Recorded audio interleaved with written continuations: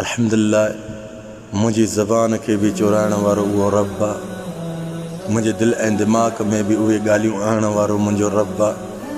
ख़ालिक़ अकबर आ, ला शरीक आ। अॼु मां उन अल्लाह जी ज़ात बाबरकात जो कसम खणी मां तव्हां सां हिकु ॻाल्हि थो पेश कयां। इन ॻाल्हि ते अमल ज़रूरु कजो, तव्हांजे फ़ाइदे जी आहे। अगरि तव्हांजी ज़िंदगीअ में अहिड़ा मतलबी इंसान आहिनि जेके तव्हांखे मतलब में यादि था कनि, सो उन्हनि इंसाननि खे पंहिंजी लाइफ मां धिकारियो त बहितर अथव। इहे इंसान उहे अथव जेकॾहिं तव्हां हिननि जे मथां सेज सजा बि कयो, हिननि खे किचिरे मां खणी तव्हां हिनखे गुलाब जे गुलनि में बि रखंदो न, थोरी रुगो ग़लती कर, ख़ुदा जो कसम सभ खां पहिरियों तुंहिंजा डिप्रेसर जा मर्ज़ इहे ई बणिजी वेंदा, तुंहिंजो ज़हनी सुकून बि इहे ई तबाह कंदा अथई। यादि रखो हे इंसान, तव्हां हिकिड़ा गुलाब जा गुल आहियो। तव्हांजी अहमियत अलाह ई थो ॼाणे। ख़ुदा जो कसम जेको अलाह वारो आहे उहो ई तव्हांजी अहमियत ॼाणे थो।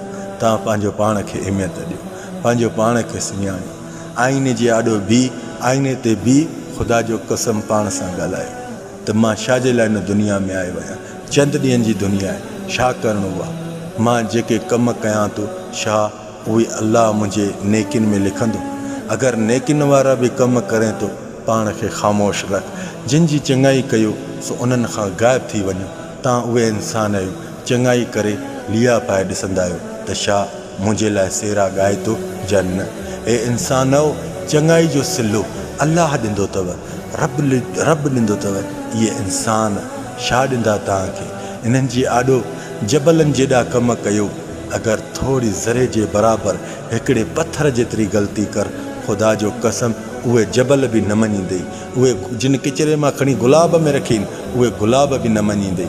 यादि रखो हे इंसान, पंहिंजो पाण खे सुञाणो। जेतिरो ॿियनि खे मथे खणो था, इहो पंहिंजे घर भातियुनि खे, पंहिंजे अज़ीज़नि रिश्तेदारनि खे जेके ग़रीबनि में ग़रीबनि, उन्हनि खे खणो। उन्हनि खां बि सची दिलि सां दुआ न करणी अथव।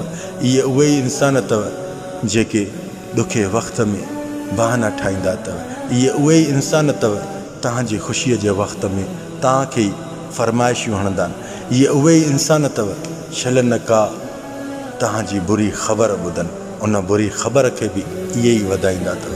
अल्लाह रब्बुल जलाल तव्हांखे सलामत रखे, तव्हांखे आबाद रखे। मदीने वारे सुहिणे सरदार जे सदके तव्हांजे मथां आयल परेशानी बि रब उन प्यारे आका जे सदके दूर कंदो।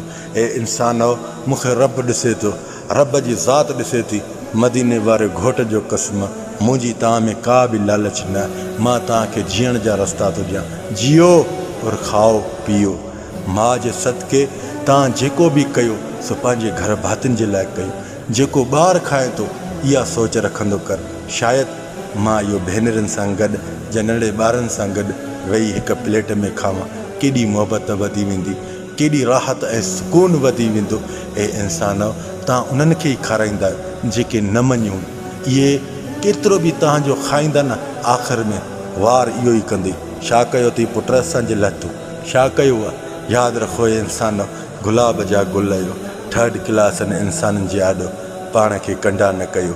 कंडा ख़ुदा जो कसम कंहिं कम जा न हूंदा आहिनि। कंडा उहे ई इंसान खे हाय या रब्बुल आलमीन।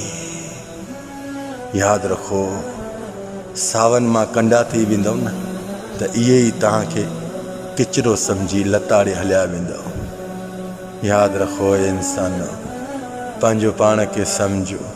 कंडा थियो न त अहिड़ा कंडा थियो जीअं उन्हनि खे लॻो न त उन्हनि खे माउ जी थन बि यादि अचे। हे इंसान सम्झो, ख़ुदा जो कसम ज़िंदगी 4 ॾींहं जी अथव। कुझु कयो पंहिंजे लाइ, पंहिंजे घर भातियुनि जे लाइ। महिनत कर, महिनत में ई दुनिया मिलंदी अथई। यादि रखो हे इंसान, अल्लाह रब्बुल जलाल वल इकराम खे दुआ आहे असांखे मुनाफ़िक़नि ऐं शैतान इब्लीस खां हिफ़ाज़त में रखे। आमीन या रब्बुल जलाल वल इकराम।